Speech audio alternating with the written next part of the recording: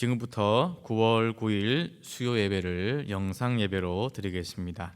경건한 마음과 또 단정한 자세로 예배에 동참하여 주시기를 바랍니다. 주님이 가르쳐 주신 기도를 드리겠습니다. 하늘에 계신 우리 아버지, 아버지의 이름을 거룩하게 하시며 아버지의 나라가 오게 하시며 아버지의 뜻이 하늘에서와 같이 땅에서도 이루어지게 하소서. 오늘 우리에게 일용할 양식을 주시고 우리가 우리에게 잘못한 사람을 용서하여 준 것 같이 우리 죄를 용서하여 주시고 우리를 시험에 빠지지 않게 하시고 악에서 구하소서. 나라와 권능과 영광이 영원히 아버지의 것입니다. 아멘. 찬송가 384장을 함께 부르시겠습니다.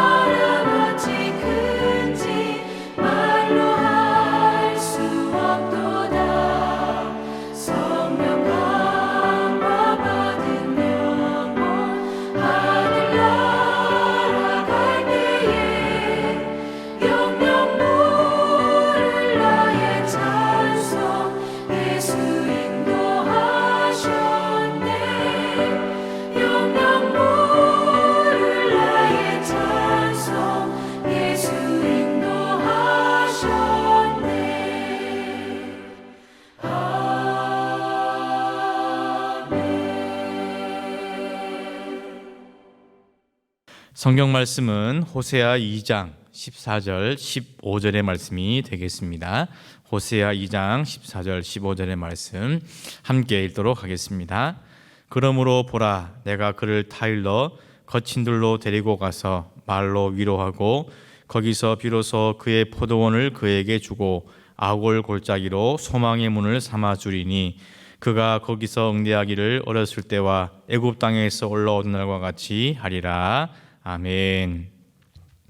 장기화되고 있는 코로나 그리고 태풍으로 인해서 커다란 피해를 입은 분들이 많이 있습니다. 정말 끝을 모르고 추락하는 것 같은 그런 마음과 기분이 드는 것 같습니다.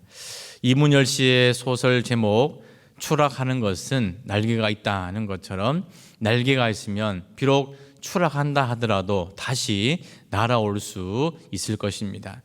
일제강점기에 암울한 시대에 태어났고 또 천재적인 작가라고 불렸던 이상이 쓴 날개라는 소설의 마지막에 이런 구절이 나오고 있습니다. 날개야 다시 돋아라. 날자, 날자, 날자. 한 번만 더 날잡구나. 한 번만 더 날아보자꾸나. 여러모로 힘들고 어려운 시기를 보내고 있지만 한 번만 더 버텨주시고 한 번만 더 힘을 내셔서 다시 창공을 날 수 있는 그날이 우리 모두에게 임할 수 있기를 주님의 이름으로 간절히 축원을 드립니다. 호세아 선지자는 주전 8세기에 북이스라엘에서 예언 활동을 했던 선지자입니다. 이 호세아에게는 별명이 붙어 있습니다. 사랑의 선지자라는 별명이 호세아에게 있습니다. 음란한 여인 고멜을 사랑했던 그 호세아의 모습을 통해서 이방의 우상을 음란하게 섬겼던 이스라엘 백성들을 끝까지 사랑하시는 그 하나님의 사랑의 마음을 전하였기 때문에 이 호세아에게는 사랑의 선지자라는 그런 별명이 붙게 되었습니다. 사랑의 선지자 호세아를 통하여서 오늘 우리에게 들려주시는 하나님의 사랑의 이야기가 무엇인지 말씀을 통해서 함께 은혜 받는 시간이 될 수 있기를 간절히 바랍니다. 우리 호세아 2장 14절의 말씀을 함께 읽어보도록 하겠습니다.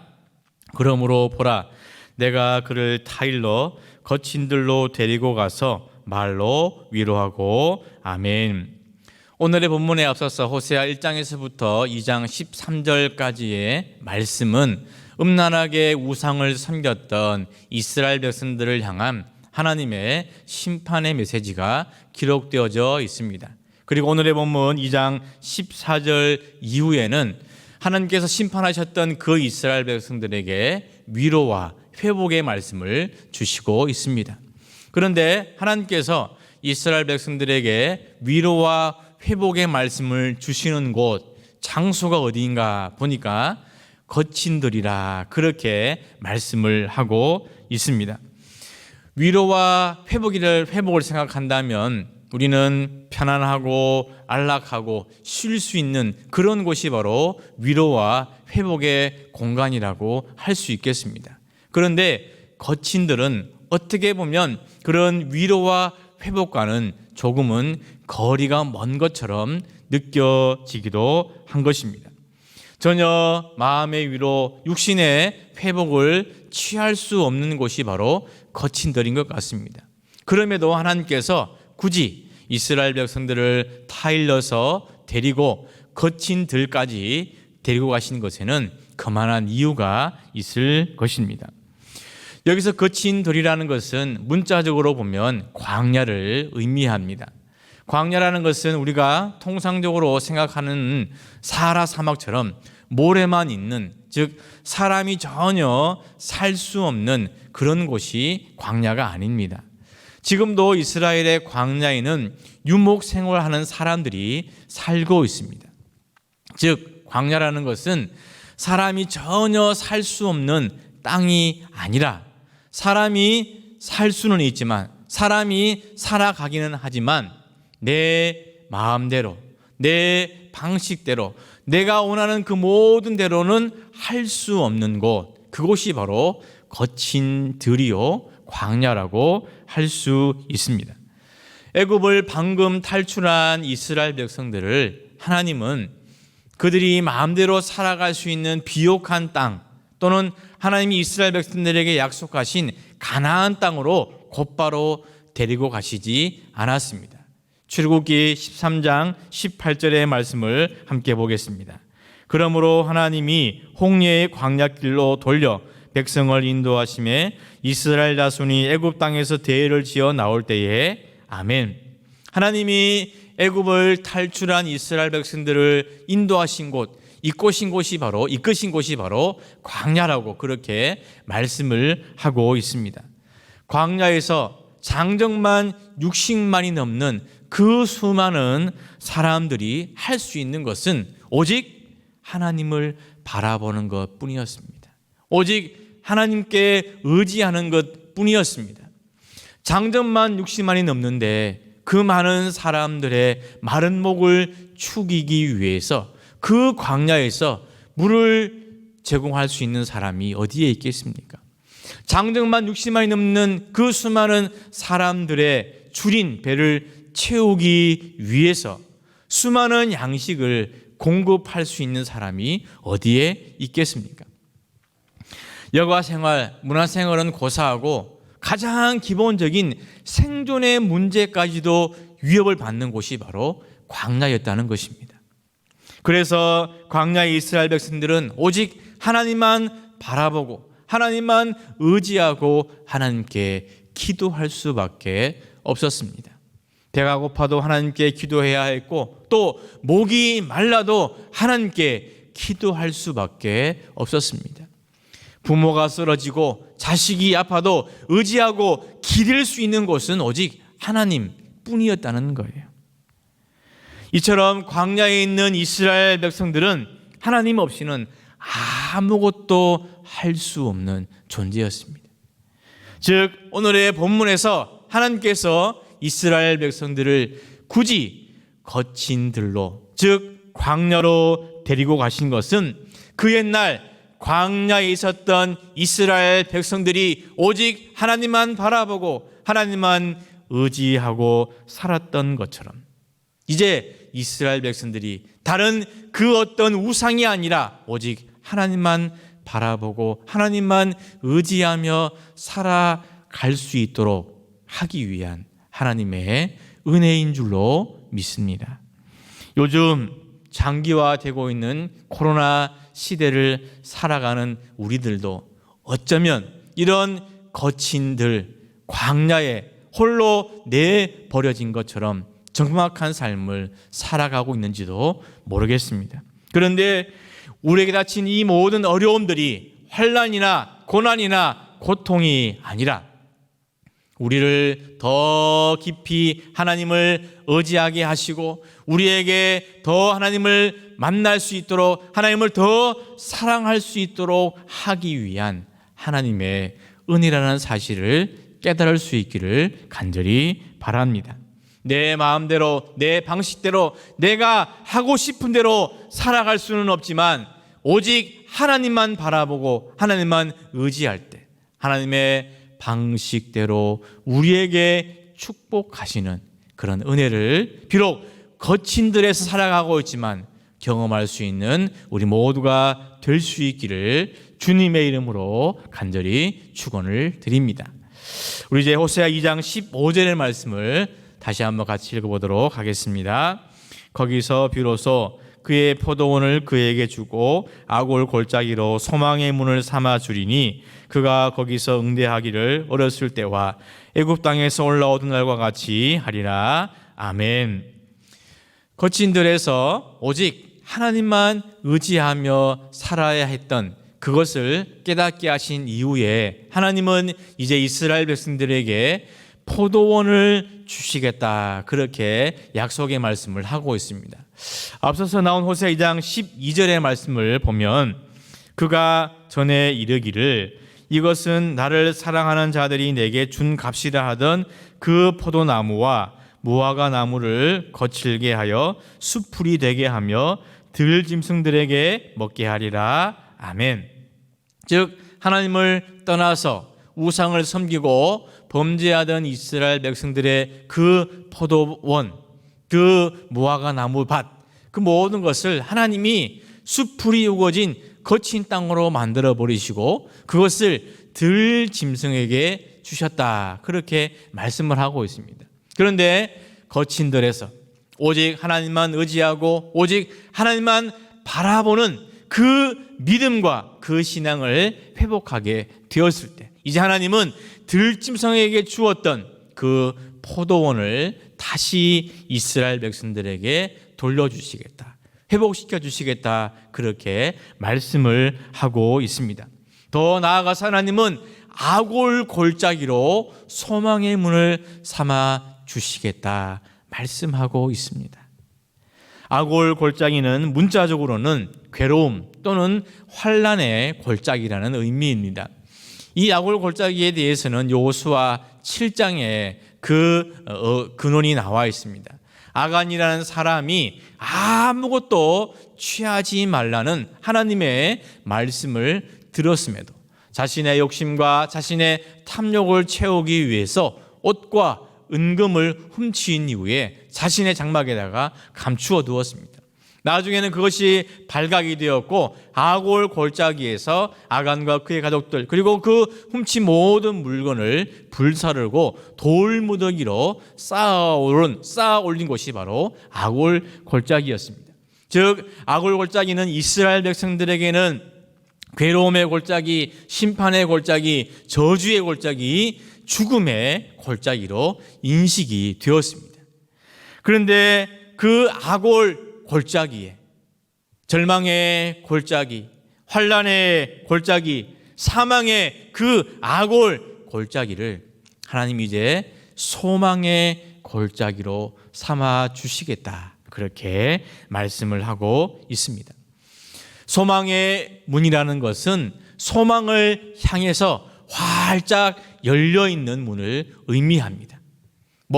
작게 겨우 한 사람만 지나갈 수 있게 열린 그런 문이 아니라 커다란 대문이 활짝 열려 있는 것처럼 하나님께서 소망의 문을 주신다는 것은 하나님께서 소망을 향해 활짝 우리에게 크게 문을 열어주시겠다, 그렇게 말씀을 하고 있는 것입니다.